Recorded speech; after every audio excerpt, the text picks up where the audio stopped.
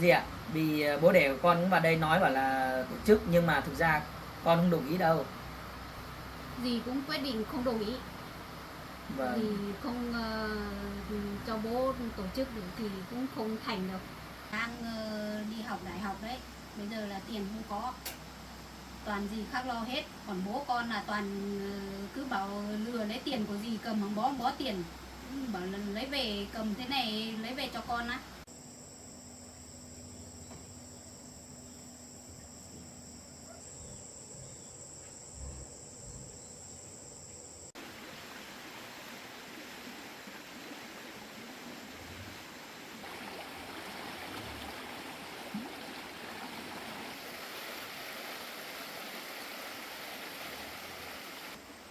Biết có gì không?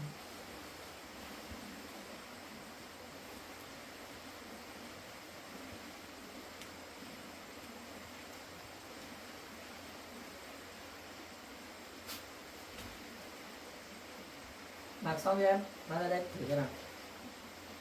Đó vừa không? Lúc ở đấy dưới kia cũng thấy vừa không?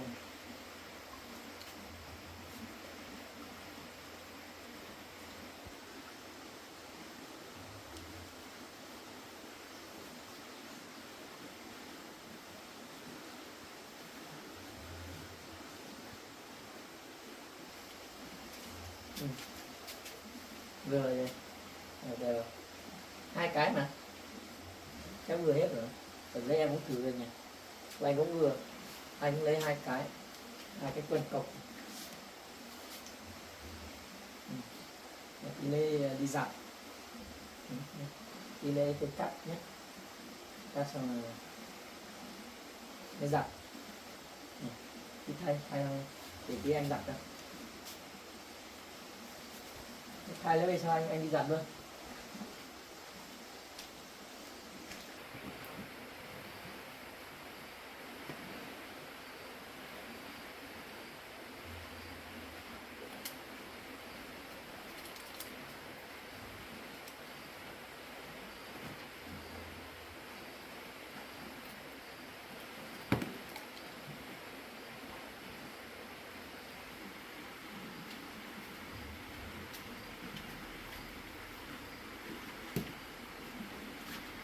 Cắt chưa?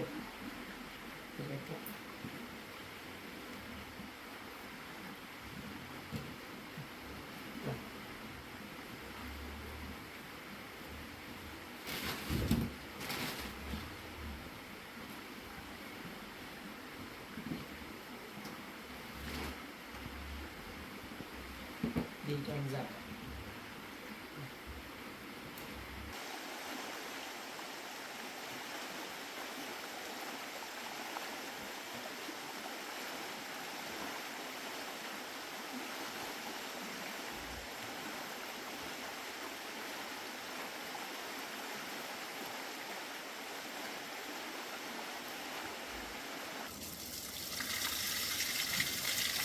Cắt hết.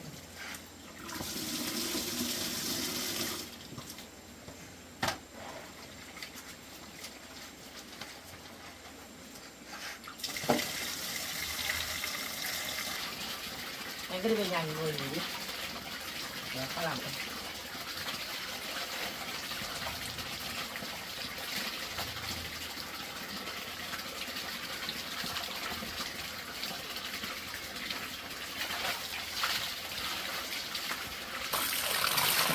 Nào anh mua cái máy giặt rồi. Lần này được lương anh mua cái máy giặt.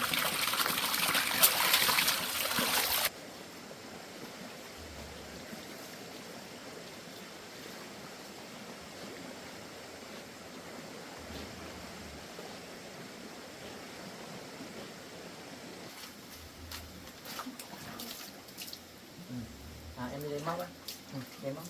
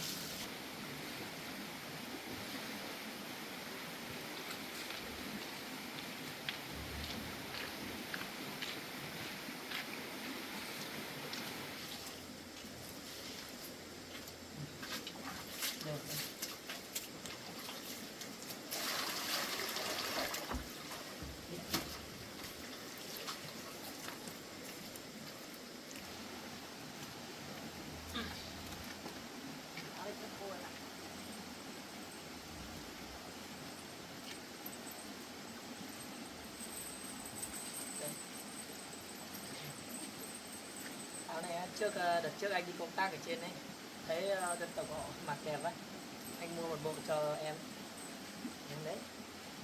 Rồi mang về nhà cất tí, phơi quần áo xong là em mặc thử xem nhé, chắc vừa mà, mang về nhà cất. Đấy, em cứ về nhà mặc đi nhé, để anh khắp cây cho nhé.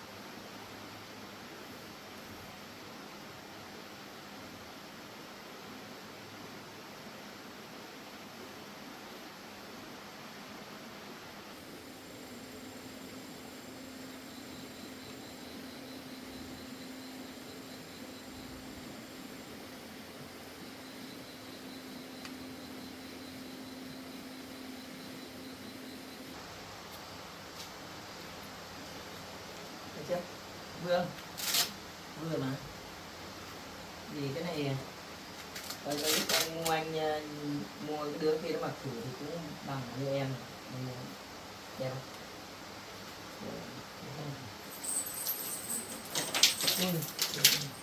Đây rồi. Ngắn á. Nếu không là mai đi đổi được. Cái này mình chưa mặc, đi mang đi đổi rồi mà. Cái này em biết họ đeo ở đâu nhỉ? Đây này.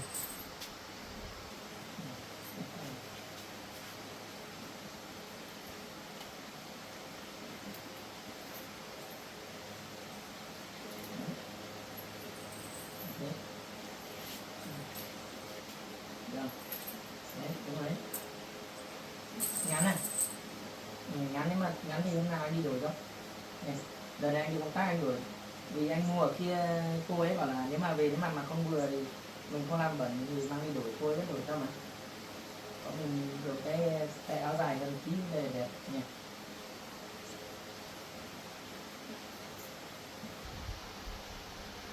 Cái này ấm mấy họ vừa kêu xong ấy.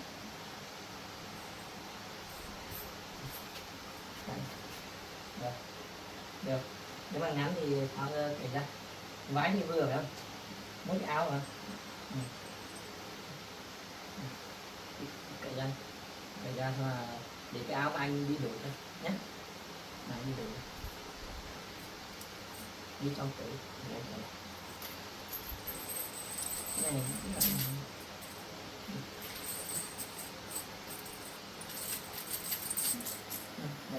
này mang cả cái này đi, tí cho tí nhé,เอาcái áo để riêng ra để mai anh đi công tác anh mới đổi cho.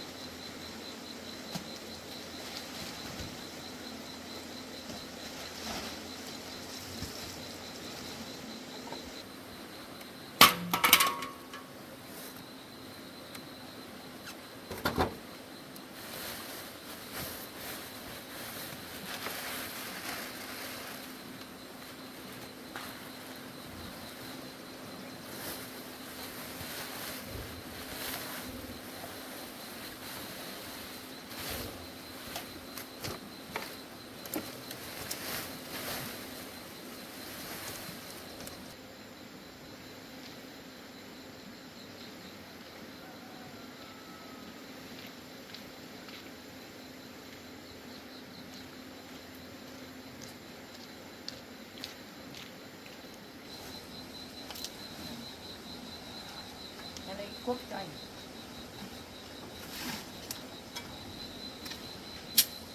Khô đâu. Khô đấy.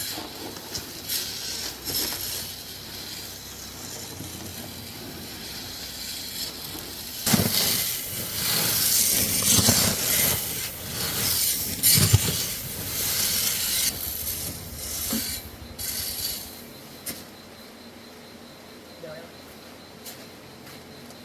Chưa khô đâu. Này nắng phơi 1-2 ngày đó. Kia mà mình đốn bây giờ.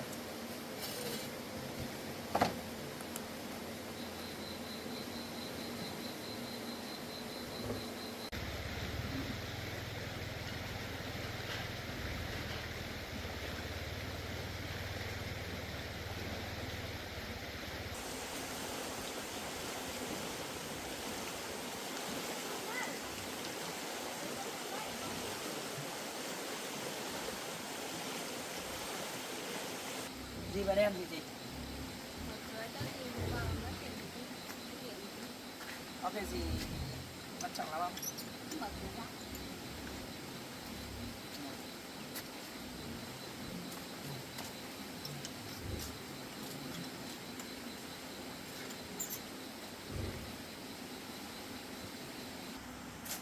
Nhà gì?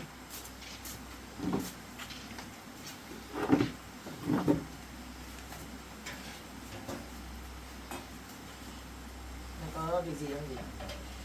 Hôm qua có phải bố đẻ của cháu về đây không? Có việc gì không? Về đây có việc gì? Chỉ thấy vào đây xong là cứ ở bác con đến mùng 1 tháng 8 này tổ chức đám cưới, thế bảo là bố đẻ con bảo là mời cưới hết rồi, in thiệp hết rồi, xong là vào đây cứ bảo là quyết định tổ chức đám cưới rồi. Nhưng mà thực ra gì cháu cũng không đồng ý đâu đám cưới này. Cái này bố con khắc từ quyết định đấy, không nói với gì đâu, gì quyết định không cho tổ chức đâu. Gì ạ? Vì bố đẻ của con cũng vào đây nói bảo là tổ chức, nhưng mà thực ra con không đồng ý đâu. Dì cũng quyết định không đồng ý. Vâng. Vì không cho bố tổ chức được thì cũng không thành đâu. Vâng. Việc này Đấy. không thành đâu. Hôm qua bố đẻ của con đến nói bảo là bàn lấy gì hết rồi, xong còn cầm hẳn một bó tiền về cho cháu. Có bàn gì đâu, không nói cái gì hết. Tự nhiên mấy hôm cứ bảo đi làm thế, cứ về thế này gì có biết gì đâu. Vâng. Hôm qua có phải bố con cầm tiền về đây không? Có, cầm một bó, nhưng mà thực ra cháu cũng không dám nhận nên là cháu không biết số tiền là bao nhiêu. Vì cấm không cho bố tổ chức cho, nhưng mà cái đám cưới này số tiền đấy gì cũng không cho, sau mà cái đám cưới này gì cũng không lấy được. Vâng, cháu biết rồi. Nên là bố đẻ của cháu ấy vào đây cứ bảo là khăng khăng tổ chức, không là còn đưa một bó tiền để cho cháu đi chụp ảnh cưới, hai vợ chồng vào đây chuẩn bị đám cưới. Nhưng mà cháu cũng không dám nhận đâu, vì tiền ấy thì cháu cũng tự có thôi. Bảo là nếu mà xác định được tổ chức đám cưới thì cháu cái ảnh cưới thì hai vợ chồng cháu cũng tự đi chụp được, chứ không dùng đến tiền bố đẻ đi kia đâu. Cái số tiền đấy dì quyết định không cho, nếu mà cháu mà còn cầm cái số tiền đấy dì cũng không tha cho đâu. Vâng, cháu biết rồi gì à. Thế hôm qua bố con về đến đây mấy giờ? Cũng sớm mà, không biết mấy giờ, lúc đấy cháu cũng không để ý. Thế mà cứ bảo đi làm, cái số tiền đấy con không được cầm đấy. Nếu mà cầm là gì không để yên cho đâu. Vâng. Bây giờ dì cứ không bao giờ sợ cháu lấy cái số tiền đấy đâu.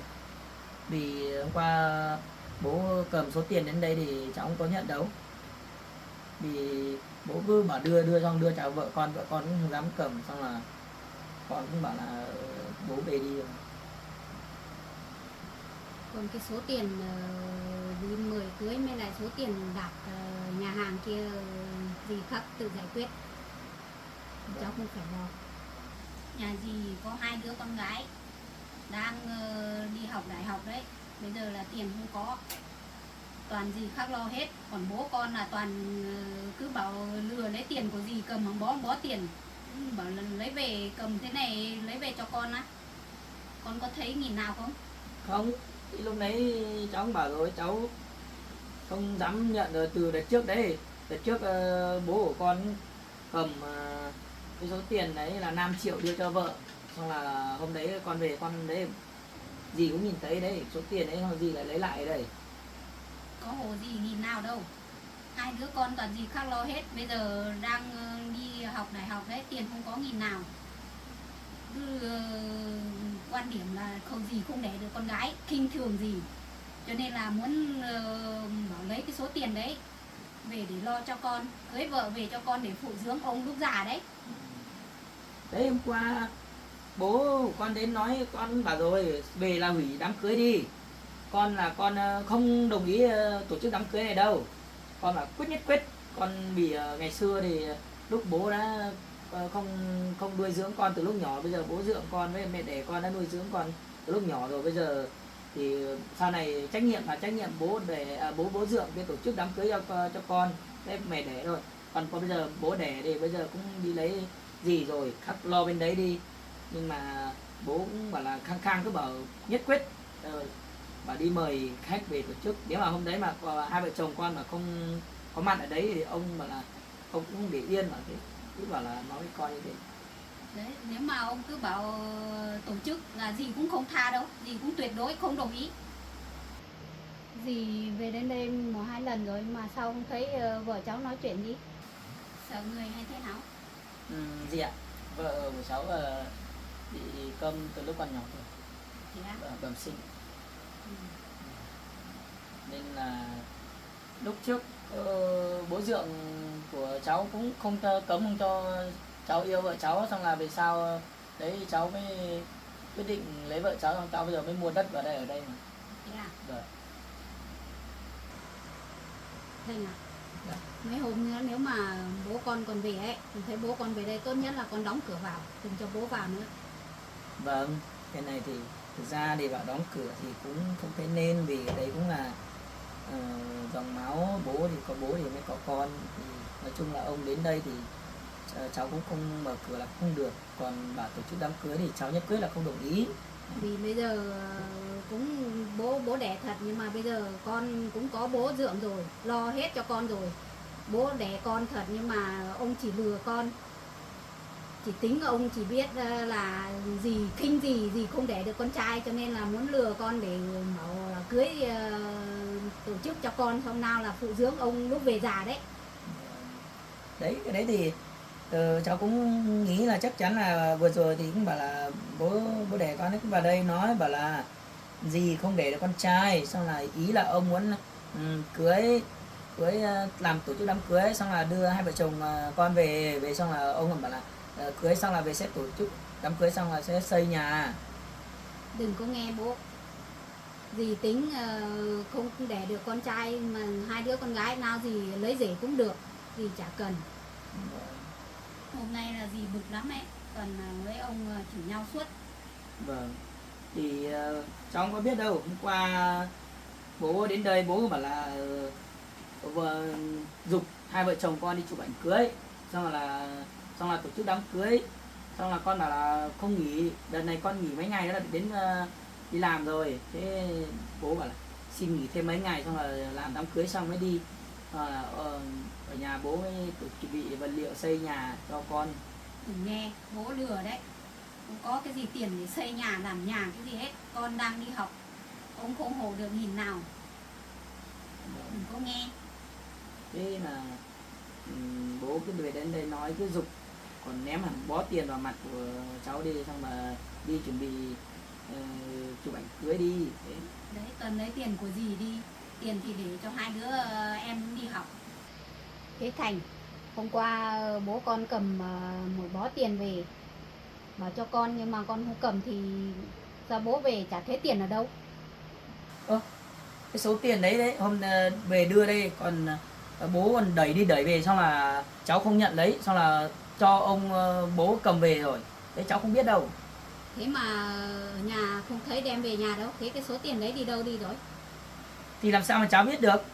chắc bố lại cầm đi làm cái gì chứ làm sao mà cháu biết được. Bây giờ dì cứ nghĩ sợ cháu lấy số tiền đấy dùng à? Chả nhẽ có chân đi à, gió bay à? Thì bây giờ dì lại nghĩ là cháu lấy số tiền đấy phải không? Về bố về là không có tiền trong túi. Nhưng mà đấy là bố để đâu làm sao mà cháu biết được. Bây giờ dì về còn bảo không thấy số tiền đấy thì bây giờ dì về đây là đổ tội cho cháu, bảo cháu nhận số tiền đấy. Cháu đã bảo có cái riêng cái đám cưới ấy, cháu đã không đồng ý rồi. Nhưng số tiền đấy vừa rồi thì vợ cháu ở nhà với mẹ vợ cháu là không biết gì, mẹ vợ cháu mới cầm một số tiền đấy 5 triệu thôi. Đấy hôm đấy dì về dì cũng tự cầm về đây. Hôm qua là lại cầm tiền về đấy, thêm đấy, là không biết cái số tiền đấy đi đâu đi. Bây giờ bố cầm đi đâu, bây giờ dì không về hỏi làm sao mà cháu biết được. Cứ bảo là lấy tiền về cho con. Thế Thành, cái số tiền đấy cái lúc bố ở đây về bố vẫn cầm á? Vâng, cầm đút đây túi đàng hoàng, xong là bố còn ra kia, xong là còn bảo là cái chỗ nhà của cháu bị lở kia, xong là bố còn đưa cùng nhau đi ra kia xem nên xong mới quay xe về xong là cháu hỏi bảo là thế bố giờ bố về nhà đi đâu, xong bố bảo là bây giờ đi mời cưới. Là thế, đi mời khách. Đã nói thế rồi vẫn còn bảo mời cưới cơ á, vẫn còn tổ chức cái đám cưới này á. Đấy, thế ở trong túi có hàng tệp kiếm mời đấy. Dì đã bảo rồi, cái đám cưới này dì đã không đồng ý là không cho tổ chức rồi. Sao vẫn còn nói đi nói về thế? Thì cái đấy bố tự làm chứ bây giờ sao dì ở về trách cháu thế? Dì đã tuyệt đối không đồng ý rồi. Thì cháu cũng bảo cháu không đồng ý rồi còn gì nữa. Đừng có nghe bố, nếu mà con còn nghe bố con là dì không tha đâu. Dì làm thật đấy. Đến hôm cưới là dì sẽ về làm tung hết cái đám cưới lên cho con xem.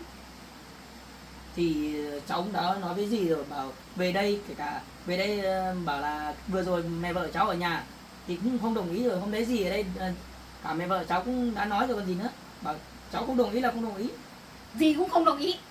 Nếu mà nhất quyết cứ thì nghe theo bố con là không được, dì sẽ làm cho tung lên hết cho mà xem. Thế bây giờ dì cứ về nói chuyện với bố của cháu chứ. Bây giờ dì vào đây dì còn nghi ngờ và cháu lấy số tiền của dì kia. Cháu nói thật, có cả vợ cháu đây ngồi đây, cháu không bao giờ cầm số tiền đấy. Có một bó tiền to này thật, chắc hơn 10-15 triệu gì đấy. Xong bố của cháu còn bảo là 1-2 hôm nữa còn mang tiền là sinh lễ về đưa cho mẹ vợ cháu. Xong cháu bảo tốt nhất bố đừng có cầm về sau này khắc mất mặt của bố rồi. Đấy. Ông này vớ va vớ vẩn đấy. Dì về dì sẽ không tha cho đâu. Thế bây giờ dì cứ về nói chuyện với bố cháu. Cái đấy dì nói về đây cứ lại nghĩ và sợ cháu lấy số tiền của dì không có đâu. Lấy tiền nhà đi vớ vẩn. Nếu mà từ đầu bố con mà nói với dì đàng hoàng từ đầu, bảo về tổ chức đám cưới cho con là dì cũng không cấm, dì cũng không phải cái người hẹp hòi gì. Nhưng mà bố con không nói với dì câu nào, tự nhiên cầm tiền giấu giếm, cứ bảo hôm nào cũng bảo đi làm mà lấy tiền ở nhà đi, đem đi đâu hôm nào cũng thấy lấy, mà dì không biết gì hết. Nếu mà dì biết từ đầu là dì không cấm đâu, không cấm bọn cháu đâu. Dì ạ, bây giờ để cháu nói này. Lúc đầu ấy cháu còn không biết là đấy là bố đẻ của cháu. Hôm đầu tiên bố đẻ của cháu đến đây cháu còn không cho vào nhà. Đấy, xong là còn đứng ở ngoài thôi, xong là nói, xong là một lúc ông mới về xong là cách được mấy hôm, xong là bố của cháu mới về xong mới nhận, mới nói từ cả mẹ đẻ của cháu ấy, thì lúc đấy thì đấy cháu mới biết đấy là bố đẻ của cháu. Xong về sau xong là mở cửa vào, xong mới nói vào đây nói chuyện xong là bố mới bảo là hai vợ chồng đây là hai vợ chồng lấy nhau rồi tổ chức đăng ký kết hôn hết rồi. Thì bố bảo là chưa cưới à? Thế cháu bảo chưa. Thế là bố mới bảo là về, xong là ông về xem ngày sẽ tổ chức cho. Xong là lúc đấy cháu cũng bảo là bố không làm thế đâu, vì cháu khác có bố dượng với mấy mẹ rồi, lo cho rồi. Thì đúng rồi còn gì, thì đã bỏ con từ bé đi rồi, là gì cũng có biết đâu. Thì mấy bao nhiêu năm nay cứ tưởng là ông không liên lạc gì, là gì cũng chả biết gì. Bây giờ mới ngon ngọt mới định lừa con về là khinh thường gì không đẻ được con trai. Cho nên là bây giờ muốn quay lại để lừa cháu. Cái đấy thì dì cứ về nói chuyện đi. Vì đám cưới thì dì không phải lo. vì cháu cũng đã nói rồi, cháu không đồng ý là không đồng ý rồi. Đấy. Còn cái đám số tiền hôm qua bố cầm số tiền đấy đấy, dì không bao giờ sợ nghĩ cháu dùng số tiền đấy, tiền lương hàng tháng của cháu sẽ đủ trang trải cuộc sống. Vợ cháu và mẹ vợ cháu hàng tháng cháu vẫn cứ gửi về tiền để cho vợ của cháu thôi. Đấy. Với lại bây giờ vợ của cháu đang mang bầu nữa, bây giờ cháu không muốn để vợ cháu phải suy nghĩ nhiều, sau này sẽ ảnh hưởng đến cái thai. Đấy. Dì cũng không đồng ý đâu. Nên là dì cứ đừng có nghĩ bảo là cái số tiền đấy mất đi đâu là mang về cho cháu.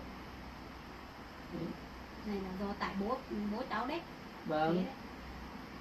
Nên là bây giờ bố của cháu cầm tiền đi cho ai hoặc làm cái gì, làm công việc gì khác thì dì cứ về hỏi. Chứ bây giờ dì bảo không thấy tiền thì dì lại nghi ngờ bảo là cháu lấy tiền của bố dùng không đúng. Rồi là cấm tin bố của con. Vâng. Không tin được. Tính ông đã thế rồi. Đây à, tí nữa hôm nay gì mà về, những cái số thiếp mà bố con in á, dì sẽ xé xác hết, dì không tha. Cái gì làm nào làm mà cháu bảo cháu không đồng ý rồi còn cứ làm, xé đi, xé vứt hết đi còn làm gì. Làm tung tóe hết cho cả làng cả xóm mà biết. Bố con là thế, không có đám cưới đám kiếp cái gì hết. Vâng, dì cứ đi về nói chuyện với bố của cháu đi, còn bây giờ dì vào đây nói thì cháu chẳng có ý gì đâu. Đấy. Dì tức lắm ấy. Vâng. Cái gì bây giờ cứ về đi, về nói chuyện với bố của cháu đi. Bao nhiêu năm nay, bao nhiêu tiền toàn cầm đi. Thế bây giờ dì nghĩ từ trước đến giờ tiền bố cháu cầm về cho cháu à? Thì chả mấy năm nay chả bảo cứ bảo đi tìm con đẻ đấy. Nhưng mà số tiền đấy bây giờ dì cứ nghi ngờ bảo là bố cháu hay cầm về cho cháu á. Không có đâu. Cái số tiền đây đấy, công việc của cháu hàng tháng tiền lương của cháu tự đi làm, cháu tự gom góp về, bây giờ cháu mua đất xong cháu lấy vợ cháu ở đây chứ. Bây giờ sao cô lại nghĩ bảo là từ trước đến giờ bố cầm tiền cho cháu? Mấy năm nay chả bảo cầm tiền về tìm con đẻ đấy. Được cô gì nói cẩn thận vào. Bây giờ đấy hôm qua là số tiền ấy cầm bao nhiêu thì cháu cũng nói cho dì biết hết rồi còn gì nữa. Từ giờ gì cấm đấy. Đấy, Nếu mà con còn liên hệ gì với bố con là gì không tha đâu. tốt nhất dì cứ về nói chuyện với bố. Thế gì đi về. Đấy về đi. Chứ bây giờ về đây làm hợp lý với cháu làm gì. Từ nay trở đi cấm đừng có quan hệ liên hệ gì với bố con gì hết. Rồi dì cứ đi về đi. Đi về đấy. Vâng. Thế từ trước đến giờ cái số tiền đấy không cầm về cho con trai thì cho ai? Hắn một căn nhà trại to tướng thế này. Này dì ơi, dì nói chuyện cẩn thận vào. Dì lấy đâu chứng cứ để bảo là tiền bố cháu cầm tiền đấy sao? Bao nhiêu năm nay đấy toàn là bảo về tìm con trai đấy, con đẻ đấy, hàng trang trại to tướng này, còn không tiền của ông, tiền của ai? Tiền cháu từ đi làm công việc của cháu từ tích góp. Bây giờ dì vào đây dì nói chuyện nếu mà thế cháu tìm công an về làm việc đấy. Tìm đi, gì cũng không sợ đâu. Bây giờ Dì bây giờ vào đây tức về tìm ông này, nếu mà ông không nói rõ ràng gì chả tha đâu. đấy giờ dì cứ về Bao đi. nhiêu năm tiền đi đâu đi hết. Buồn cười thật đấy. Tiền cháu tự làm bao nhiêu tháng lương, bao nhiêu năm công trình đây mới được một ít tiền để cháu tích góp để mà mua đất ở đây, mà dì bây giờ dì lại nói thế. Nói cái gì nhiều. Mấy hôm nữa về bố mà thấy cái số tiền nói mà lộ ra tí nào mà không tìm cái số tiền đấy về, giá gì cũng tha cho đâu.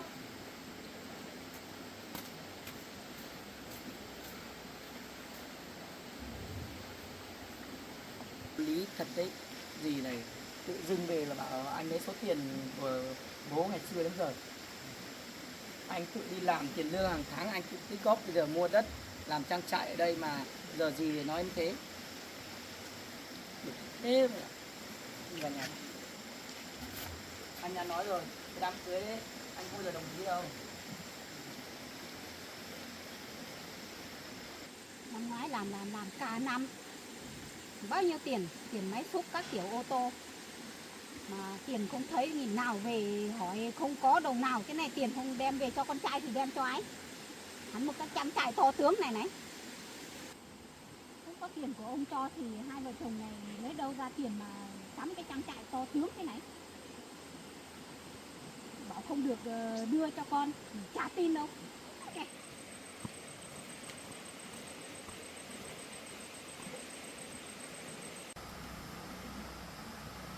Anh biết rồi. Em ạ, vì cái đám cưới ấy là anh không đồng ý thì bố anh cũng chả tổ chức được đâu. Bây giờ ông làm như thế ông tự mất mặt thôi. Đấy.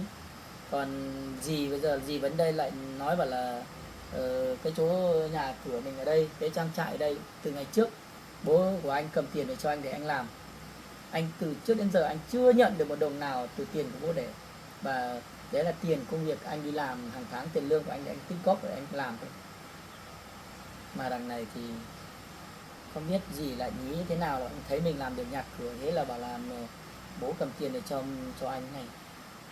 Một ngày nào đó chắc chắn anh sẽ gọi cả bố anh đến và dì đây ngồi gặp mặt đây nói chuyện, chứ anh không để yên này đâu. Nếu mà dì cứ nói căng khăng này anh sẽ tìm cả công an về làm ấy, anh không sợ đâu. Bây giờ làm càng ngày càng chuyện càng rắc rối lên. Cưới hay không cưới thì thôi, bây giờ vợ chồng mình cũng có đây đăng ký kết hôn rồi, anh chả cần đám cưới, chả phải suy nghĩ gì đâu. Sau này hai vợ chồng mình tự làm một vài mâm ở đây cũng được. Đây mà nếu mà có mẹ ở nhà ấy, sẽ chắc chắn sẽ to chuyện ra, chứ không phải để yên thế này đâu em ạ. Chuyện này anh sẽ chắc chắn anh sẽ kể lại cho mẹ, vì anh từ trước đến giờ anh không được dùng đồng tiền nào của ai hết. Còn kể cả vừa rồi đấy ông cầm 5 triệu tiền về cho em thì em không biết thì em mới cầm đấy chứ, nếu hôm đấy có anh ở nhà anh cũng không cho cầm đâu. Bây giờ bà vừa rồi thế tiền ông đưa cho, xong là bây giờ bà cứ nghĩ là số tiền đấy là bây giờ cứ thấy mình làm, hay là cứ nghĩ từ trước tiền để cho bố cầm để cho mình ấy. Em phải suy nghĩ nhiều đâu nhé, suy nghĩ nhiều sẽ ảnh hưởng đến em bé đấy nhé.